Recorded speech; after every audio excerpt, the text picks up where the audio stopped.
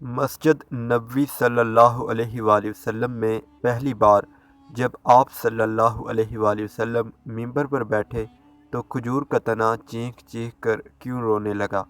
مسجد نبوی کی چھت کھجور کے تنوں پر بنائی گئی تھی۔ آپ صلی اللہ علیہ وآلہ وسلم خطبہ دیتے تھے تو آپ صلی اللہ علیہ وآلہ وسلم ایک تنے کے سہارے کھڑے ہو جاتے تھے۔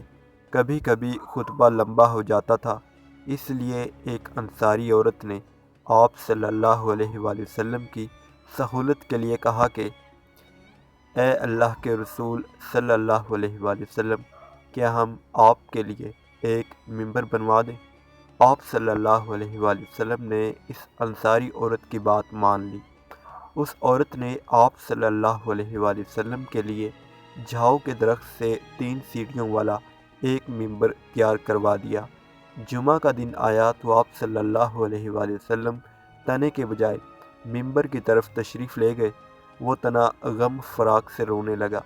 صحیح بخاری میں جابر بن عبداللہ رضی اللہ تعالیٰ عنہ سے روایت ہے کہ نبی صلی اللہ علیہ وآلہ وسلم جمعہ کے دن خطبہ کے وقت ایک درخت یا کھجور کے تنے کے پاس کھڑے ہوتے تھے۔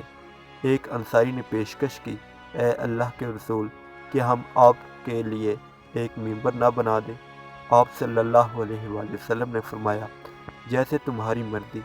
انصاری عورت نے آپ صلی اللہ علیہ وآلہ وسلم کے لیے ایک ممبر بنوا دیا۔